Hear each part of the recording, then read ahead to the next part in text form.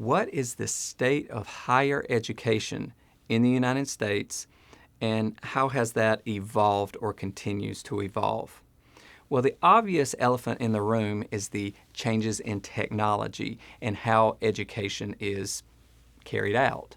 But to understand this, we kind of have to look backwards a little bit and say, where did colleges start? So if you look at the traditional form of college or university, this was a center where academics, researchers, if you will, were assembled to do their research. And as part of that process, they taught classes, seminar style generally, lectures where individuals were able to absorb some of the information being expounded by these experts. And this was largely the only available source of this information for many. Books on specific topics were not as prevalent as they are now. So individuals who were researchers in specific fields were able to give these lectures and allow students exposure to the vast amounts of knowledge that they are researching and uncovering. It's interesting to think that much of the role of college was not focused on the skill and proficiency of professors or instructors as teachers. It was simply their ability to explain what they were researching and allowing students the opportunity to absorb some of that information. Now, the university developed standards to make certain that whatever was being explained in these lecture-style auditoriums where students would witness these expositions on the latest research in a given field, the school came up with examinations, that is, generally in the form of essays where people would demonstrate or prove their knowledge and understanding of the topic or field, and they were assessed on that. And if you were able to pass everything satisfactorily or to the satisfaction of the expert, the professor in the field, then you were able to receive credit for a given course or series of lectures, and then ultimately you could get a degree. Okay, this is a more or less summation of where colleges started. So let's fast forward to the present. Where are colleges now?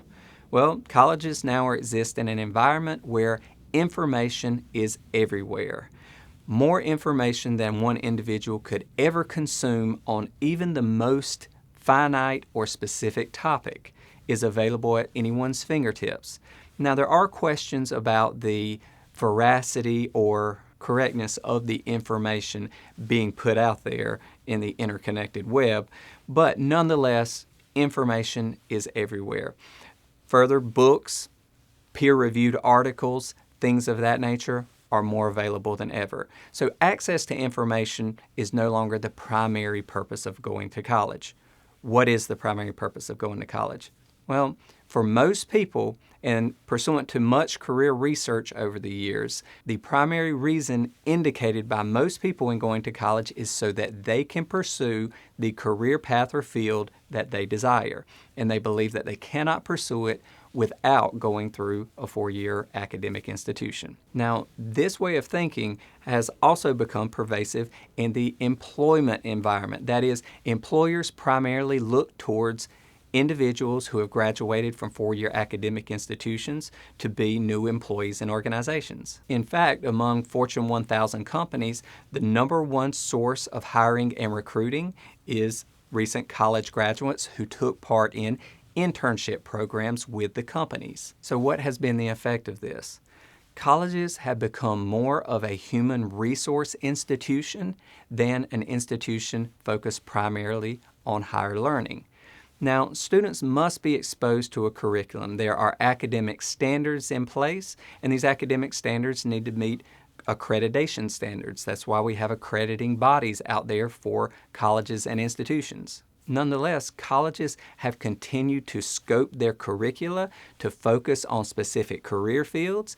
They've continued to develop new resources inside the school or university to offer to students to help them in their career pursuits. Things like professionals in residence, mentoring programs, career development centers, entrepreneurial centers, other career-focused community groups and associations. industry-specific programs, skill-based competitions, and all sorts of other resources that are particularly focused on career development or career exploration. And why have colleges primarily made this turn? It has to be something more than just students with a mentality that they want to pursue a career path, don't know how to do it, so they go to college, they ultimately join an organization, and when they look back to hire future employees in the organization, they just assume that a college is the place to do it. There has to be something more to it than that. Now, why do I say that? Because otherwise, individuals could simply put together portfolios, create their own websites, join professional organizations, or take proficiency assessments and say, I have this level of proficiency.